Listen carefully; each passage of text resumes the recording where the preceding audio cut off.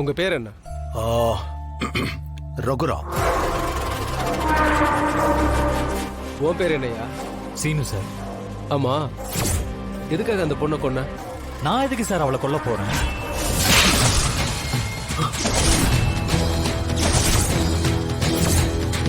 நான் கேட்ட கேள்விக்கு ஒழுங்கா பதில் சொல்லு. சொல்லுடா, அவளை எப்படி கொலை பண்ண? சார், நான் அவளை கொலை பண்ணல சார். அவ தற்கொலை பண்ணிக்கிட்டதுக்கு நாங்க தான் காரணம்னு சொல்லி எங்களை சந்தேகத்தின் பேர்ல தான் சார் அரெஸ்ட் பண்ணிருக்காங்க.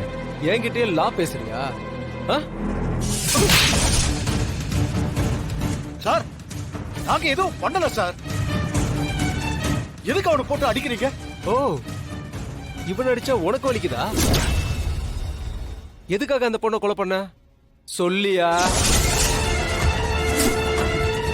சாரு அந்த பையனுக்கு கட்டி வைக்கிறேன்னு எல்லா ஏற்பாடையும் பண்ணிட்டு கடைசியில உன் வீட்டு பையனுக்கு அவளை கட்டி கொடுக்க மனசு இல்லாம அந்த பொண்ணை கொலை பண்ணி தூக்குல தொங்க விட்டுட்டு அப்புறம் தற்கொலைன்னு நாடகம் ஆடுறீங்க, அப்படிதானே?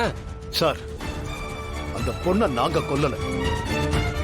உண்மையாவே அவளை சீனுவுக்கு கட்டி வைக்கதான் நினைச்சேன். அவளை யார் கொலை பண்ணாங்கன்னு எங்களுக்கு தெரியாது சார். ஆனா நாங்க கொலை பண்ணல சார்.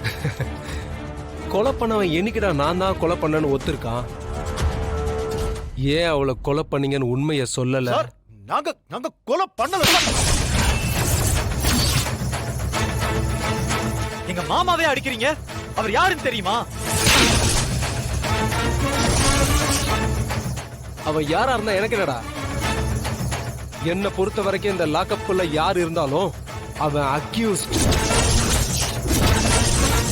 அவனை விசாரிக்க வேண்டியது என்னுடைய வேலை. அவன் எப்பேற்பட்டவனா இருந்தாலும் எனக்கு எந்த கவலையும் கிடையாது. இப்ப உண்மையை சொல்ல போறீங்களா இல்லையா? நீங்க என்னதான் அடிச்சு கேட்டாலும் நாங்க சொல்றதா உண்மை. சாருவோட சாவுக்கு நாங்க காரணம் கிடையாது சார். போய் உண்மையான குற்றவாளியை கண்டுபிடிங்க சார். எனக்கே உத்தரவு போடுறியா? கண்டுபிடிக்கிறேன்டா, கண்டுபிடிக்கிறேன். யோ, இந்த ஆளோட வீடு எங்க இருக்குன்னு தெரியுமா? தெரியும் சார். இவங்க 2 பேர் கையிலயும் ஹேண்ட் கப் போட்டு ஜீப் எடு. Okay sir. உடனே அவங்க வீட்டுக்கு போகணும். Okay sir.